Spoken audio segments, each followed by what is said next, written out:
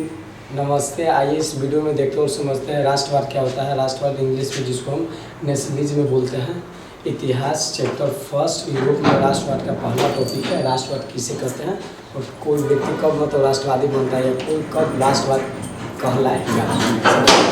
राष्ट्रवाद होता क्या है सुनिएगा। राष्ट्र मतलब समझते होंगे देश, मतलब देश से कोई। इसका पहला डेफिनेशन होता है अपने राष्ट्र के प्रति, अपने राष्ट्र यानी अपने देश के प्रति प्रेम की भावना को ही राष्ट्रवाद बोलते हैं। सुनिएगा, अपने राष्ट्र के प्रति, अपने देश के प्रति प्रेम की भावना को ही हम राष्ट्रवाद बोलते हैं। अगर आप राष्ट्रवाद क्या होता है, अगर कोई भी व्यक्ति है मतलब अपने देश के प्रति प्रेम करता है, प्रेम मतलब करता है तो प्रेम करता है करना क्या होगा कि राष्ट्रवाद में जब भी कुछ अगर प्रॉब्लम आता है, जब भी कुछ अगर समस्या आता है तो उसको सोल्व करता है। आजकल देखते होंगे मतलब अगर कोई अगर लड़का है कोई से अगर प्यार वार करता है तो लड़ाई कर लेता है कि उसको ये न करना वो न करना। फटाक से फ़ोन में से आता है कि बाबू सुनो ना, हमको कोई कुछ लड़का दे दिया।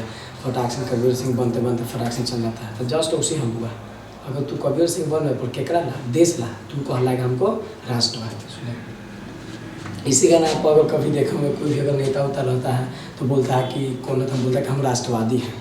एक मतलब समझ आएगा क्या चीज़, वो अपने देश के प्रति प्रेम भावना करता है, मतलब अपने देश के लिए कुछ भी कर सकता है। अब अगर कोई भी अगर न्यूज व्यूज में या कभी भी अगर नेता उता अगर भाषण सुनेगा तो बोलता है कि हम राष्ट्रवादी का मतलब समझ है, यानी क्या चीज़ वो अपने देश के प्रति प्रेम की भावना रखता है, अपने देश से प्यार करता है। मतलब अगर राष्ट्र से संबंधित कुछ भी अगर कार्य रहता है तो कुछ कर सकता है।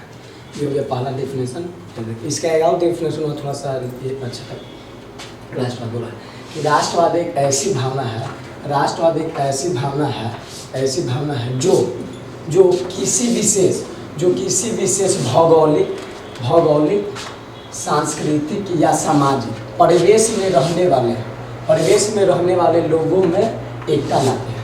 राष्ट्रवाद एक ऐसा भावना है जो किसी विशेष भौगोलिक मतलब कोई जगह पर रहने वाले या कोई सांस्कृतिक रहन सहन अगर लोगों में तो उसमें या कोई समाज में रहने वाले लोगों के बीच में क्या लगता है, एकता लाता है। ये ऐसी भावना है।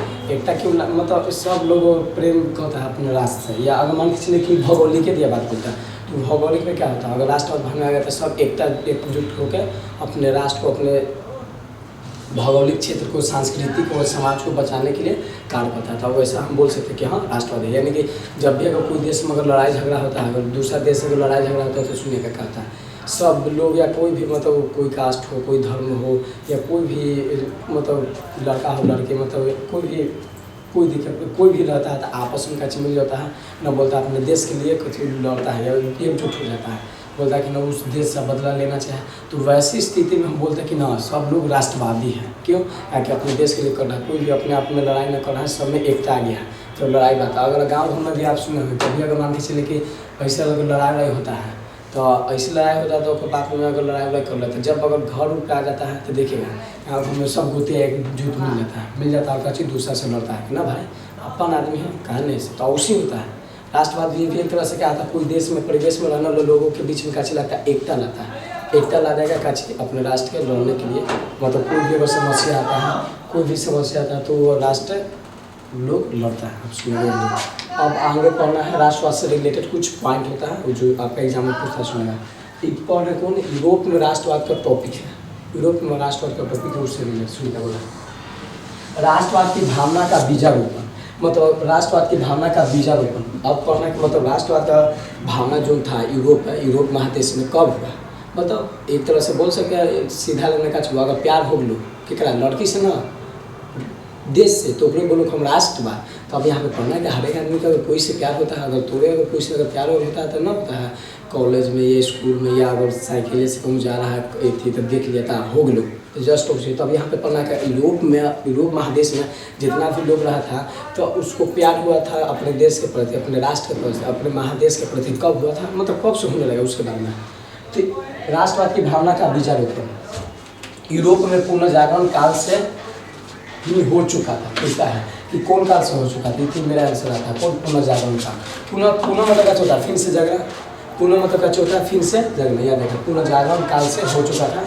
एक्चुअल में 13वीं शताब्दी से लेकर 17वीं शताब्दी के बीच यूरोप में पुनर्जागरण काल माना जाता है। मतलब कोई काम कर रहा है एक बार करके छोड़ दे फिर अगर करे तो हमारा काम आएगा पुनर्जागरण काल से माना जाता है। अगर आएगा तो इसको बता दीजिएगा तो अब आगे सुनिएगा। अब आप सुने होंगे फ्रांस की 1789 ईस्वी की क्रांति, फ्रांस की 1789 ईस्वी की क्रांति।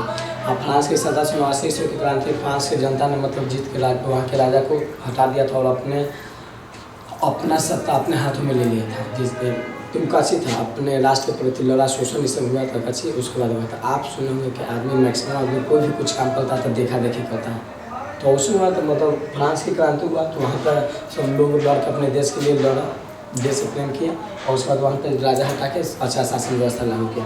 तो देखा देखी क्या हुआ कि 1789 ईस्वी की फ्रांसीसी क्रांति से यूरोप में राष्ट्रवाद की भावना उन्नत रूप से बढ़ी। उन्नत मतलब जानते हैं तो पूरा ज़्यादा मतलब बहुत स्पीड हो गया, मतलब बहुत उठने लगा और कची आगे बढ़ने लगा, बहुत तेज़ी से बढ़ने लगा, उन्नत रूप से हो गया। तो पूछता है कि यूरोप में राष्ट्रवाद की भावना का रूप उन्नत या भयंकर कब ले जाता है, हम बोलेंगे कची फ्रांस के 1789 ईस्वी की क्रांति, उससे। अब आगे का और पूछता है, बोलता है कि 19वीं शताब्दी में यूरोप में राष्ट्रवाद की भावना उन्नत एवं आक्रामक रूप से सामने आई। या एक और पूछता है कि बोलता है कि यूरोप में राष्ट्रवाद की भावना उन्नत और आक्रामक, उन्नत मतलब बहुत तेजी और आक्रामक मतलब इतना हो गया कि एकदम भयंकर, मतलब अगर अपने देश के लिए लोग लड़ाई भी करने लगा।